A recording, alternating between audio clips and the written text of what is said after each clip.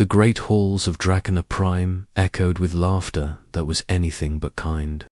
Massive wings shimmered in the glow of bioluminescent crystals as the dragons gathered. For the flight ceremony, the ancient rite where young dragons proved their worth to the elders and earned their place among the skyborn, but at the far edge of the chamber, under the shadow of a forgotten pillar, sat Lyra, a slender, emerald-scaled dragon whose wings hung uselessly at her sides. The right one was broken and fused at an angle from birth, the other scarred and half the size it should have been. She could not fly. And for a dragon, that was everything. "Why are you even here?" sneered a bronze-scaled drake, his voice dripping with contempt. "You can't even lift a pebble, let alone take to the skies. Crawl back to your caves, groundling." The others laughed, tails swishing, wings rustling. Lyra lowered her gaze, her throat burning with humiliation. She wanted to shout back, to tell them that her worth was not tied to her wings, but the words died in her chest. On Dracona Prime, no wings meant no future. That night, after the laughter faded, Lyra dragged herself out of the hall, her claws scraping the cold obsidian floor.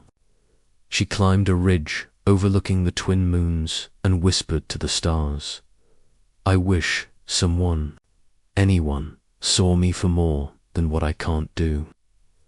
2 solar cycles later, the universe answered in the form of a human named Elias Cross.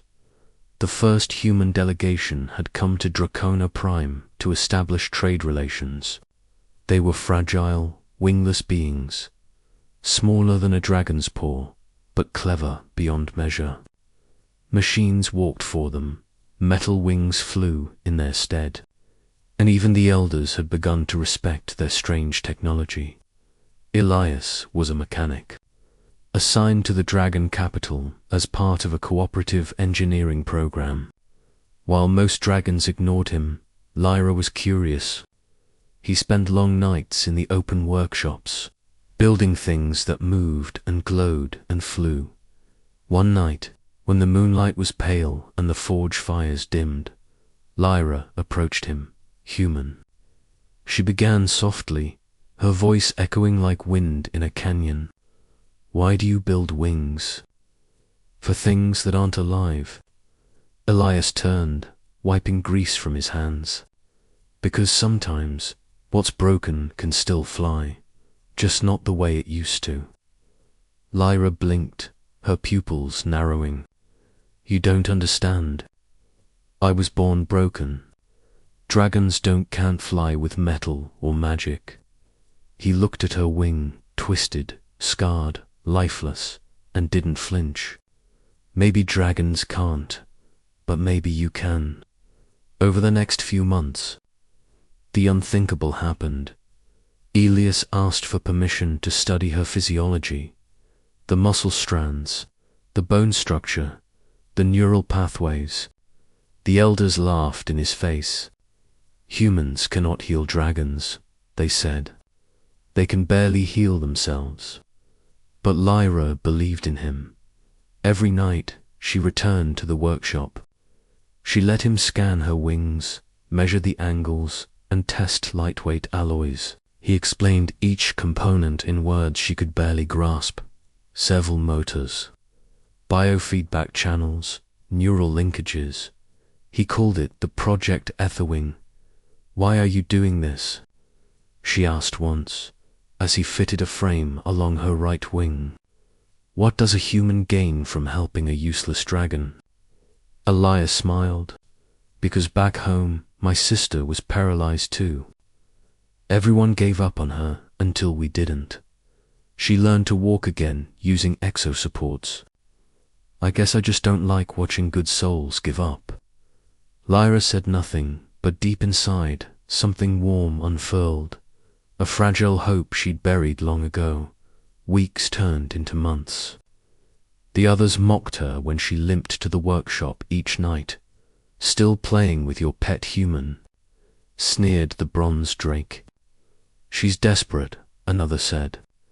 Next, she thinks she can breathe fire with batteries. But when Elias fastened the final harness to her back, their laughter didn't matter. The device hummed softly, sleek and silver, fitted seamlessly to her spine. Glowing runes, half human tech, half draconic resonance crystals, pulsed along the wings. Ready? Elias asked. Lyra swallowed hard. If I fall, I'll catch you, he said. She spread the metal wings. For a moment, nothing happened. Then, with a deep thrumming vibration, the alloy feathers unfolded, responding to her muscles. She felt the movement like nerves waking after a long sleep. Her claws gripped the platform edge. Wind rushed past her snout, and then she jumped. The air screamed past her face. Her heart pounded. For one horrifying instant, she thought it was a mistake. She was falling, plummeting. Come on, Lyra, Elias' voice crackled through the comlink in her ear. Trust your instincts. She spread the wings. The servos adjusted. The resonance runes stabilized the lift. And suddenly, she wasn't falling anymore. She was flying. The world opened beneath her. Twin moons reflected off her metallic feathers as she soared higher and higher. The winds that had mocked her for years now cradled her in their arms. I'm doing it, she cried. Damn right you are, Elias said, voice trembling with pride. When she landed back on the platform, the other dragons had gathered, jaws slack, eyes wide. The bronze drake who once mocked her took a step back. That's not possible, he whispered. Lyra folded her metal wings with a hiss of steam. It is now. In the following weeks, everything changed. The elders summoned Elias and Lyra to the Grand Council. There, beneath the 1,000-year-old banners of the sky, they watched her take flight, not with flesh and scale, but with steel and courage, for the first time in draconic history. A paralyzed dragon became a flyer again. The council bowed their heads in respect. Perhaps, the eldest dragon said, it is not the wings that make one of the skyborn, but the spirit that refuses to crawl.